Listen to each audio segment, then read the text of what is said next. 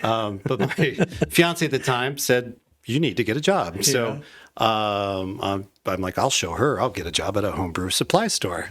So I did, and then I was helping people make homebrew and teaching classes and unloading trucks. But I was reading a magazine one day, and there was an ad for a brewing school, the Siebel Institute, that said, this is how you train to become a brewmaster, is to come to this brewing institute in Chicago. And that was the baseball bat to the back of my head, because I thought, well, wait a minute, there's a brewmaster, there's somebody in charge of these beer factories that has to have technical knowledge. Like, that's what I want to do. That's it. I found my purpose. And so I applied for this scholarship and got accepted and went to beer school. Yeah, it was a great moment.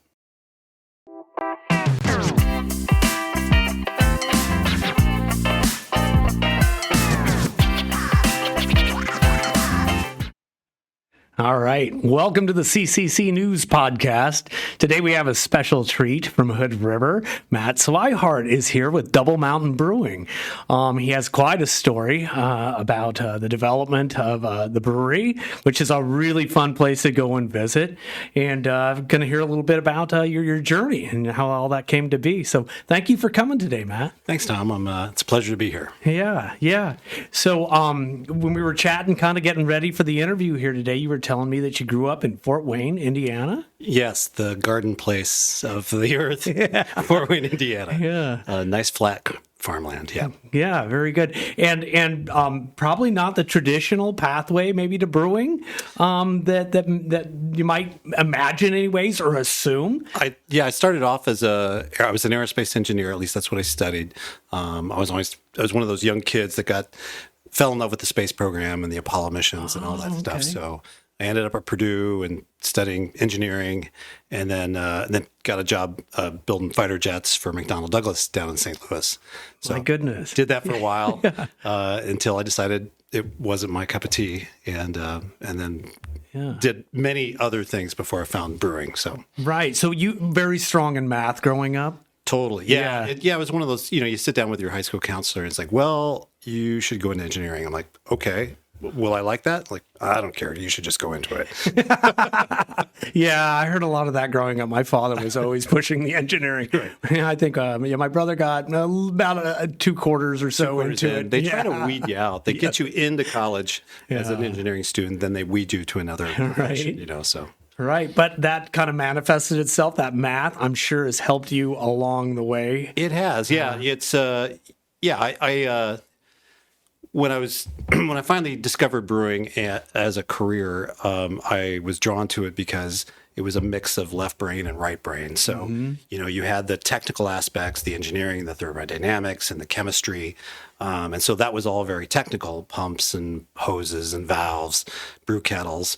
But then you had this other side of your brain, which was the art and the beauty and the taste and the flavor. And what I didn't like about building airplanes was it might take you 10 years to design a fighter jet or 25 years, or you would start it and someone else would finish it, or your grandsons would finish it. But brewing or making wine, you create it, you make it, and then you get to evaluate it 3 weeks down the road. And then someone sips on it at your bar and you can look at the expression on their face. Like, are they having a good time or are they not having a good time? So I love the start to finish, control all the aspects of it. And then if you don't like it, you change it. Yeah, fantastic. And I've been one of those people that's been at your establishment with a pretty big smile on my face. So good to hear. Yeah. We're trying to put smiles on people's faces. That's Excellent. The idea. Yeah. Excellent. Yeah. You were telling me a little bit too about you went to the Siebel Institute in Chicago. Siebel Institute. Yeah. Siebel. Thank you. It was started by, like old man Siebel, and then his sons ran it, and started in the 1860s, 1870s, and they would have had the original Pabst guys went there, right. Miller went there, and the Budweisers went there. So the macros, the big breweries. The big boys started there, and it was a German brewing school. It was a suit and tie establishment. You studied in German. Wow. It wasn't that way when I went, but that's how it studied. And then it started. And then when I went, it was kind of the twilight of the big brewing era, as I like to call it, and the little guys were starting to come in and wanting to know about the science. And so I went to school with guys from Japan, from Mexico, from Pakistan, from the United States, some Miller guys. But they were all big brewers that sent their people for training. And I was this young craft brewer that wanted to learn the science. And they didn't know what I was doing there at all. So this was 19 It or would have been 18? 90... around 93. 93. 92, 93. And so you're surrounded from people who are coming from, the macro, the big industrial, brewers. I think if you want to learn a skill, I want to learn with people that have done it for hundreds of years and not just made it up on their own. So I wanted that industrial big experience and heritage to be able to draw on. So that's what I did. Yeah. Perfect. So, and did you weren't sponsored? You didn't have probably somebody that was like sending you to that school at that point? No. I was really on a budget those days, and so I got a scholarship to go to the program. I interned at a little brewery in Frederick, Maryland, for a job, and was I painted houses. I did a lot of little things to be able to get there, and then as soon as I was out, then it was like, I need to find a job, which brought me to Hood River to work at Full Sail. So. Yeah. Exciting. Well, you had a kind of an interesting story about being at Siebel Institute and how you were talking to the folks, maybe your profs or the folks that were teaching you, but about kind of your idea about having maybe a small brewery there was, I think I realized at that time it'd be great to start my own brewery someday. And it's like, well, brewing's really complicated. It's not for, it's not you're not living in Vermont, sipping tea and honey and brewing in the snow kind of thing. They thought I was this kind of, excuse me, so much for that. That's okay. We can cut it. We should have talked about that. I should have said something. Forgive me for that. Mm-hmm. Yeah. So when I was talking with the folks there at Siebel, I had mentioned that I wanted to start my own brewery, and they thought that was an absurd idea. Just like, good luck to you. We'll see you in the unemployment line, kind of thing.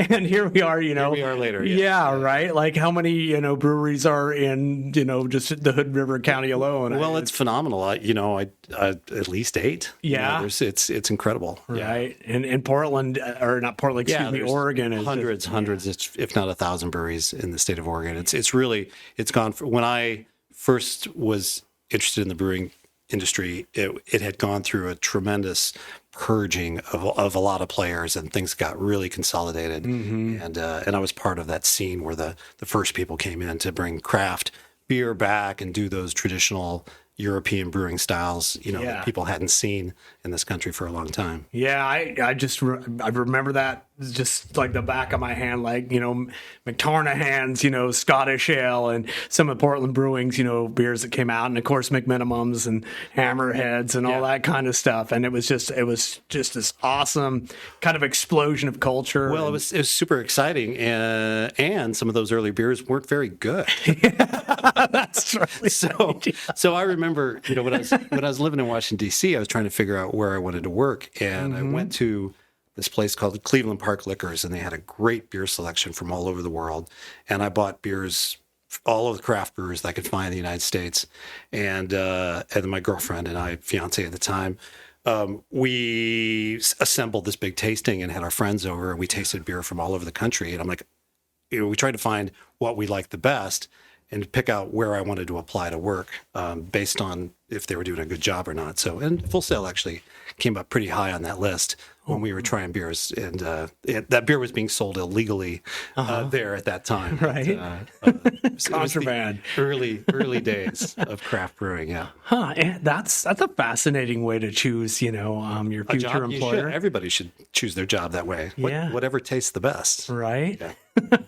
Fantastic. So you obviously you discovered Full Sail through that process, but so you ended up back here in like the late '90s. Yeah, maybe, I moved here in '94. Moved here from Washington D.C. to be a night brewer at Full Sail, and I did that for about 12 years and kind of worked up through the ranks there a little bit. I was kind of the assistant production manager when I left, and wanted to finally did start my own place. Yeah. And I ended up doing that across the street there at Double Mountain. So, right. Kind of a heady time for breweries, small breweries and that kind. I mean, could you feel like a lot of opportunity in the air when you were working back then? well, it's interesting. I've always been a kind of a student of history, and in brewing specifically, and you would kind of watch the ebbs and flows. And so, the market, has booms and busts. And so certainly the 70s were the time of when things started to go away and the regional breweries started to die, and think about the Rainiers and the Blitz Wineharts and that sort of thing. And so I love those breweries, nostalgically love those old regional players. And then there was this thrust of the craft brewers that came in that brought all this new enthusiasm and flavor back to the American palate. But then people went too big, and there was too much capacity that was built, and they overproduced their market. And then so when I started Double Mountain, there was a falling out in the brewing world again, and a giant trough. So it was kind of a hole, and so which to me was an opportunity to come in as a new player and do something different. So brewers were starting to scale back and be sold and go out of business, which to some people would think is a bad time to start a business, but I thought it was a great time. Oh, well, it sounds like a heck of an opportunity. Tell you what, let's go out to a word from our sponsors. We'll come back and pick up right where we left off. Sounds good. All right. Hey friend, if you're having a tough time right now, you're not alone. Whether you're dealing with stress, mental health challenges, emotional pain, or concerns about alcohol or drug use, there's someone here ready to listen. Just dial or text 988 anytime, day or night. The 988 Suicide and Crisis Lifeline is here for you 24/7, 365 days a year. It's free, it's confidential, and it's available to anyone. Yes, even if you're reaching out for someone else. The counselors in 988 are trained, caring, and judgment-free. They're ready to talk, to listen, and to help you or someone you care about get through a difficult moment. You matter, your story matters, and help is just 3 numbers away. Call, text, or chat 988 anytime, anywhere.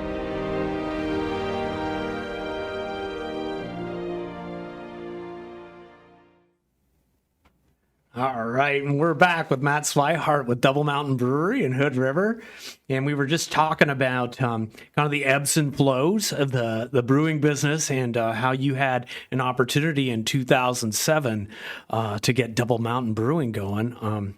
We were talking a little bit off camera there about your business partner.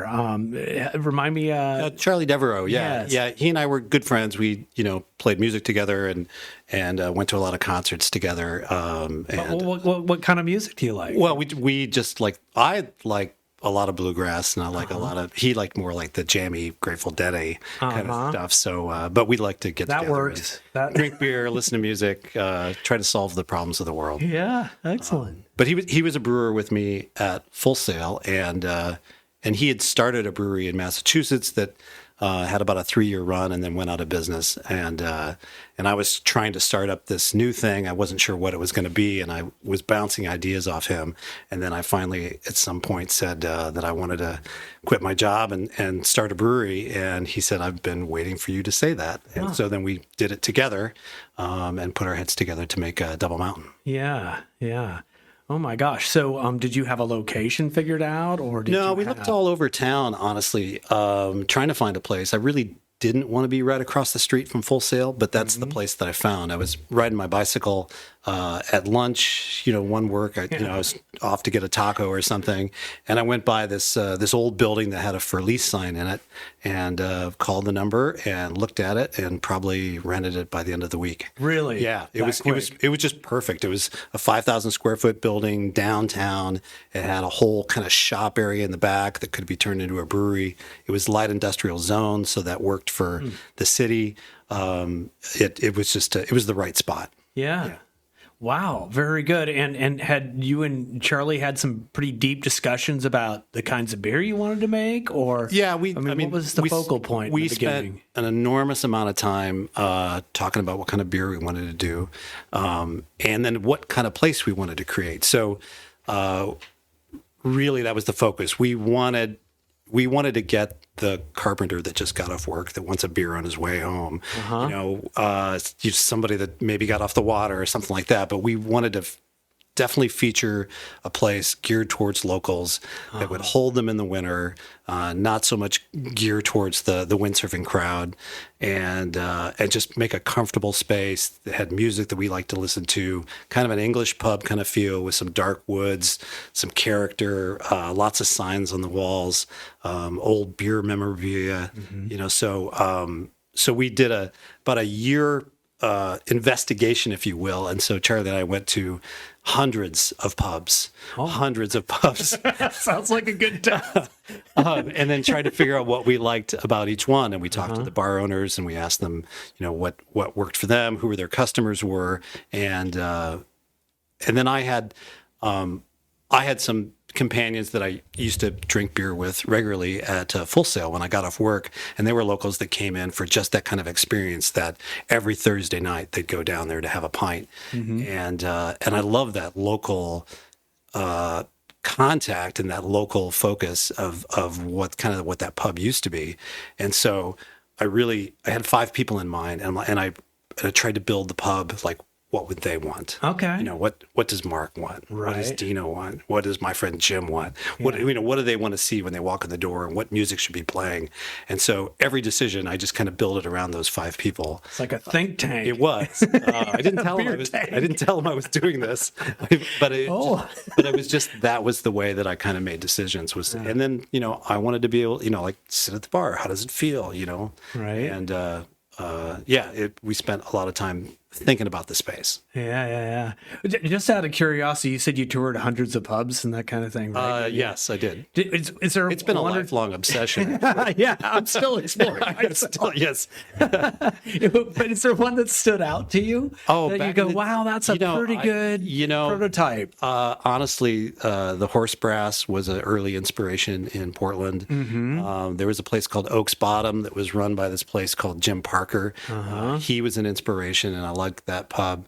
A lot of small places, and not like, I shied away from kind of the industrial feeling spaces, and just really more cozy couches, dark woods, just something you just hang out and spend time with. The idea being is you come in, you start talking to the person next to you, rather than watch a TV screen. So we don't ever have TV screens at the pubs, because I don't want, I'm disappointed when I see people on their phones. Right. Talk to Me somebody. too. Talk to somebody next to you. Make a new friend. Yeah. Tell a story. And British pubs are that way, right? Like, it's a places to go talk politics or events of the day, that kind of thing. Yeah. I've experienced that a little bit. I've been to London a couple times, but it's a great experience. Huh. Very good. I had a great experience about a year and a half ago. I got to go down to Portland, and my wife had gotten tickets to a show to Brett Dennen. Okay. And it was at the Aladdin Theater, right? And so I walk into the Aladdin. Of course, the first thing I want to have is a pint, especially before the music starts. It gets me just right. And they had Hop Lion. Yeah, which is sure. Yeah, and as if you all don't know it, that's a fantastic IPA that Double Mountain brews. Thank you. And I just love the heck out of that beer. That's one of my favorites. But maybe you have a favorite, or maybe you and Charlie had like a goal in mind when you were creating maybe your first beers. Or And thanks for the note on the Aladdin, because we actually partner with them down there too. Oh, great. We do pizza slices, on the side for them down there. And then put our beers on tap. It's a great theater, great old shows down there. Yep. So, beers in mind, we were trying to think outside the box. Like, we didn't want to make the perfect Northwest IPA or the perfect pale or the perfect lager.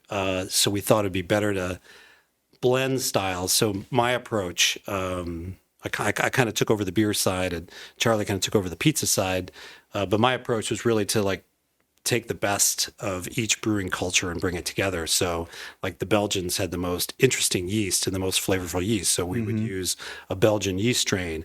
The Germans had really exquisite tasting malts. So we would feature some of those European malts. Okay. Of course, hops should come from the Yakima Valley and the Willamette Valley because they're grown locally and they're really the best hops in the world and unique American flavors. So you've got this, European malts and yeast and Northwest hops. So we've never done well at contests, to win medals and kind of things because our beers don't fit in the right squares. But we don't want to fit in the right square. We want the right beer that tastes good and we like it. And I don't care if you don't like it.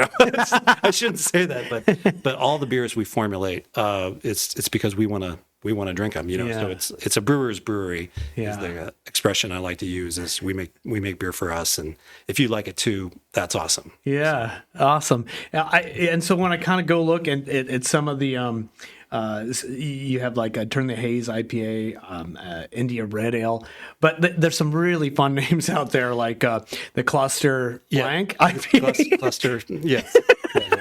The Cluster F. We'll just call it the Cluster F. The Cluster F. But that is like part of this. The fun of this is like the names. Well, we just like to have a good time. Yeah, and we're kind of by design a little irreverent, and if we poke a few bears now and then, that's okay. So we're just really trying to have a good time and let our hair down a little bit. Yeah, absolutely. But that's kind of like the culture of it too, to some degree. And we were talking about the art and kind of the fun, like you get the naming rights and all that, of course. But the art that goes, with the bottles or, we've been really lucky to have several really good artists on staff. So whether that's the chalk art, because we'll make a specific chalk art for every beer that's on display. We've got some of the old ones up there. That's been pizza cooks and brewers and front of the house people and marketing folks that have worked for us that have just taken that local art talent and let them kind of explore what they wanted to do. And sometimes we've hired, my friend John Porter is a graphics designer in Portland, and he did some of the original labels for us. Okay. And the original hop logo is his. Oh, okay. Which has been, people have tried to rip off that logo several times. So it must be good because I find myself writing cease and desist letters, excuse me, now and then, like, no, you can't use that. Yeah, I like it too. Thanks for noticing. That's a great problem to have, though. Yeah, it is. You're doing something right. Yeah. Excellent. Well, great. Well, let's come back to the beers and we'll talk a little bit more. We'll go out to our sponsors for a second and we'll be right back. Hey, Josh, did you know that we are funded by our readers in large part? I did know that, but please tell me more.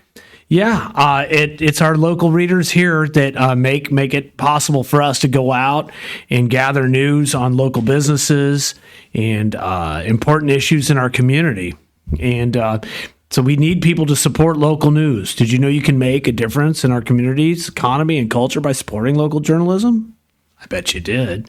But maybe you out there don't. And so you should visit our Support Us page at CCCNews.com to subscribe to a monthly donation to keep news local and start making a difference in our community today. Again, that's CCCNews.com. And remember, CCC News is available for everyone and funded by readers. Welcome back to the news podcast. We're talking with Matt Swihart today.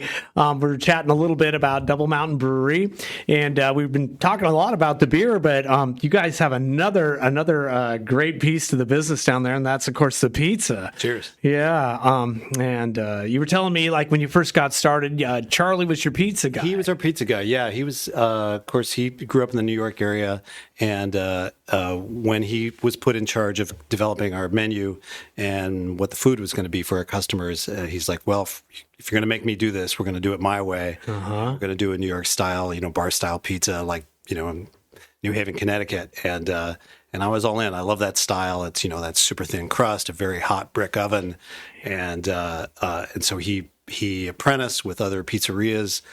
Studied a bunch. He burned the first 12 pizzas coming out of the place. Caught the place on fire almost. But he did a really nice job. It's a great menu, and it's a testament to that style of pizza. Yeah, and a New Haven pizza style. Yeah, that's the origin. I mean, I think that's the penultimate expression of that style. Oh, okay, very good. And New Haven then being an outskirt of New York. Yes, right. Yes, and so in that thin crust style and super thin crust, simple ingredients, Italian cheeses, and not a lot of toppings. So the trick with that crackery pizza with a little bit of char on the bottom is if you overtop it, it can get soggy. So it should be a little crackery right there on the crust. And so it's learning to pace yourself when you're making the pizza, is to not overtop it judiciously.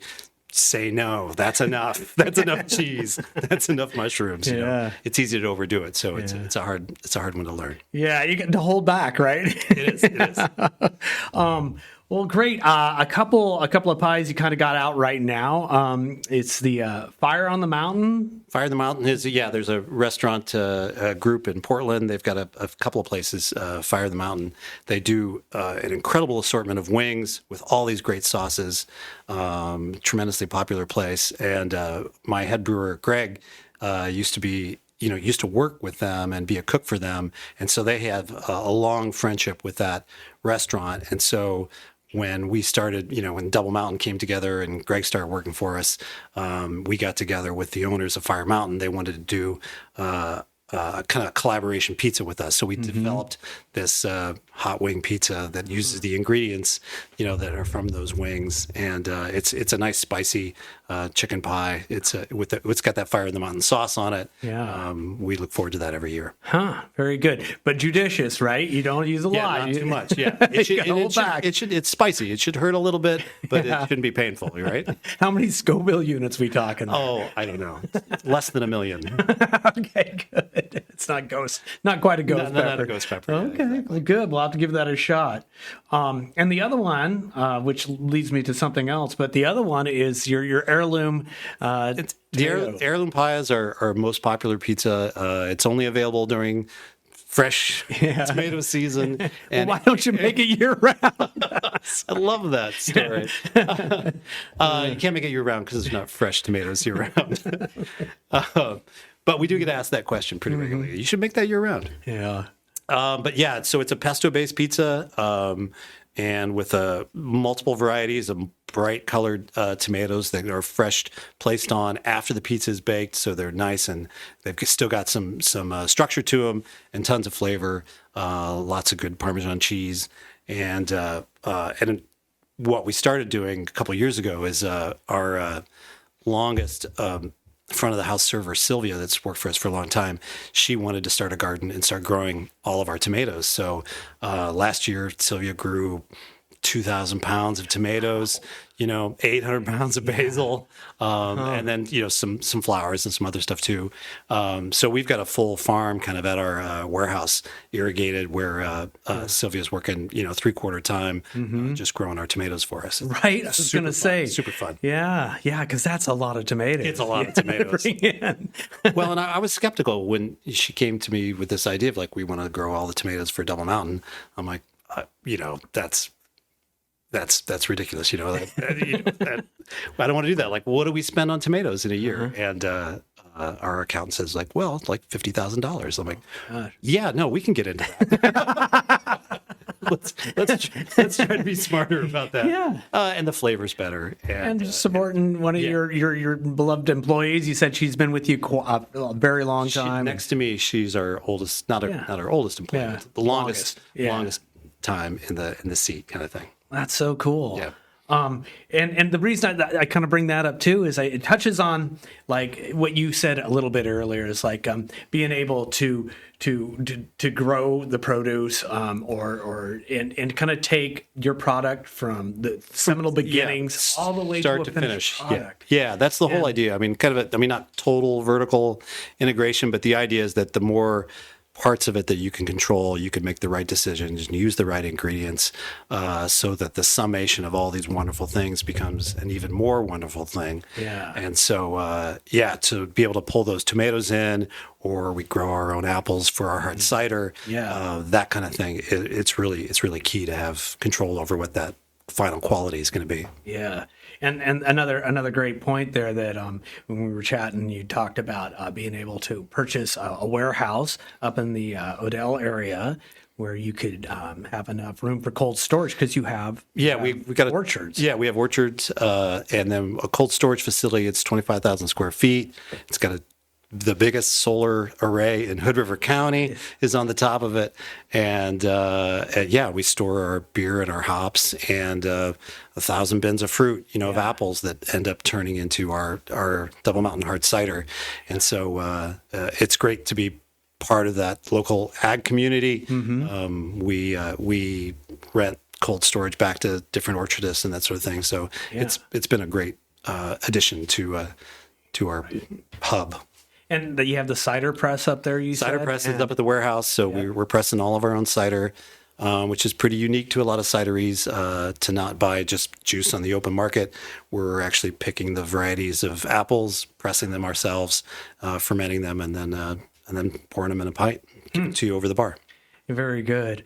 And in that process, and I think you described it perfectly, in each. There's so many steps to coming to a final product. Like, say if you're brewing, you're in the mash tun and you're mixing, and then you got to get the wort separated from the grains. And there's a million decisions. Decisions. If you're making cider, you're making wine, you're making a pizza, you're making beer. Yeah. There's a gajillion things that go into it, and if you can make the best decisions you can at each stage, you assemble, something that really becomes, a higher level, higher quality, better experience for people.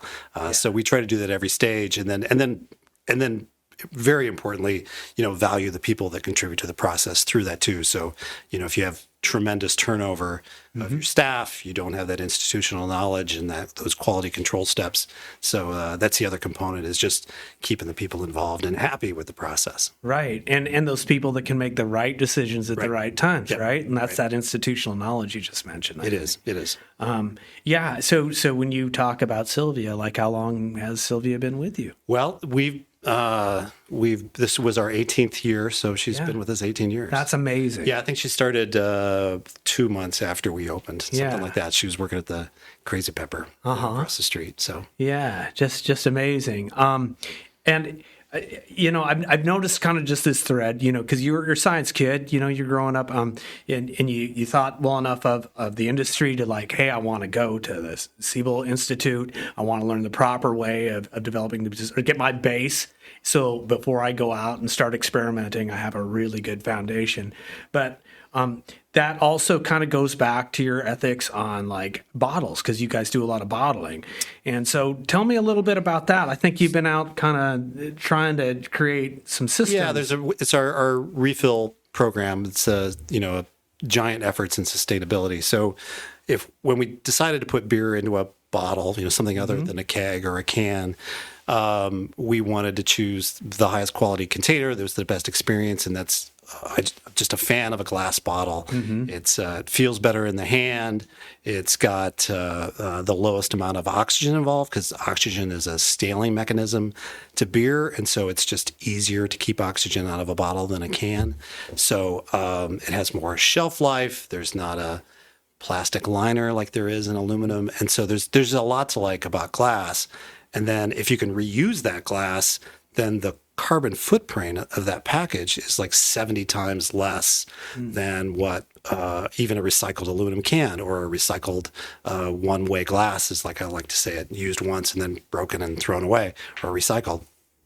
So that's a program that was around in this country up until the 70s. It was ubiquitous. All the sodas were in returnable bottles. All the beers were in returnable bottles. And it's still done that way in other countries, but we really got out of the habit. And so we're trying to bring it back, and with a partnership with the Oregon Beverage Recycling Cooperative out of the state of Oregon. We've got an Oregon bottle. It's made in Portland, shipped to us.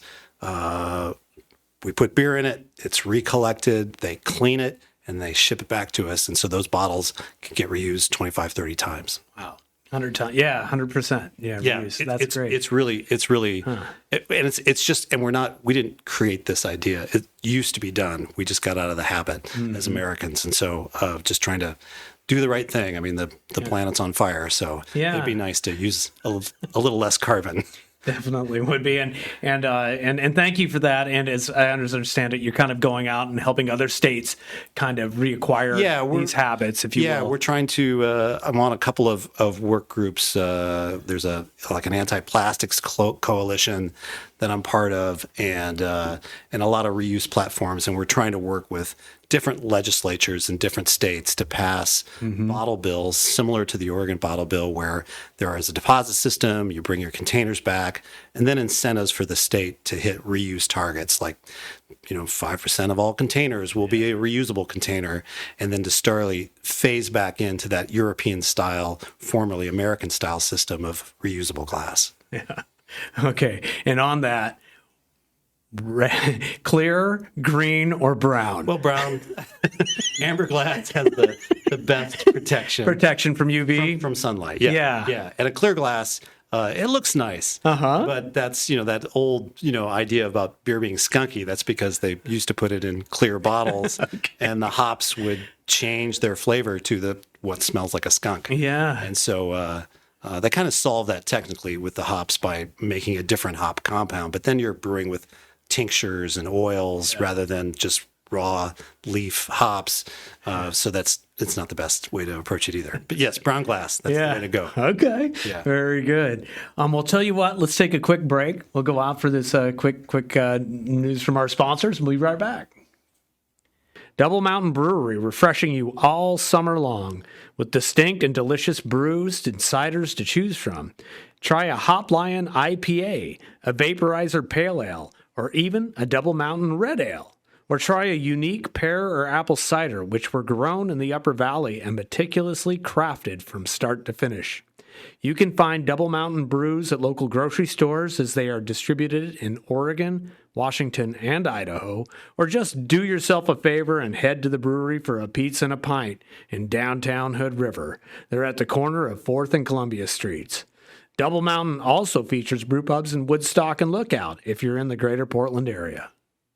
All right, welcome back to the CCC News Podcast. We're talking all about Double Mountain Brewing and that kind of thing. And I just, before we take off, I just wanted to chat with you a little bit more kind of about the epiphany you had. You said, and it was just hilarious when you were talking to me about it, you said when you were about 25 years old, you had decided that engineering really wasn't going to be your bag. It just wasn't philosophically the thing that was fulfilling you and that kind of thing. And you were at a point in your life where you said you were reading 3 newspapers a day, going to the museums, and having some nice walks and that kind of thing. But this idea of becoming a brewer, of kind of looking at the microbiology of it all and that kind of thing. So you said it kind of hit you in the back of the head. Like, tell me what that means. It did. I like I said, I was an office temp there in Washington D.C. for a while, and a lot of random jobs, but mostly I took walks and read papers. But my fiance at the time said, "You need to get a job." Yeah. So I'm like, I'll show her. I'll get a job at a homebrew supply store. So I did, and then I was helping people make homebrew and teaching classes and unloading trucks. But I was reading a magazine one day, and there was an ad for a brewing school, the Siebel Institute, that said, this is how you train to become a brewmaster, is to come to this brewing institute in Chicago. And that was the baseball bat to the back of my head, because I thought, well, wait a minute, there's a brewmaster, there's somebody in charge of these beer factories that has to have technical knowledge. Like, that's what I want to do. That's it. I found my purpose. And so I applied for this scholarship and got accepted and went to beer school. Yeah, it was a great moment. Man, well, what a fantastic gift for all of us over here, in the Mid-Columbia. Wow. Well, thank you so much for coming today. What a great interview. I much appreciate it. And tell the folks where we can find them in Hood River. Yeah, where you find can find you. our beer. Yes. Our beer is distributed throughout Oregon, Washington, and Idaho, mostly in the Portland area, a lot of bars and taverns, and also at the grocery store. You should find it at your local market. So All right. look us up. We're in glass bottles, and bring those bottles back. If you bring back a case of bottles to my tavern, I'll buy you a beer. Very good. All right. Thank you for coming today. Thank you, Tom. You guys have a great program, and I really enjoy your news stuff. All right. Thank you.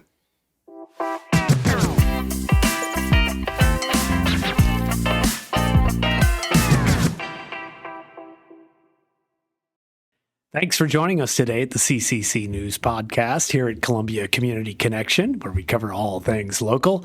If you like what we're doing and you want to support us, please like and subscribe at the bottom of the page.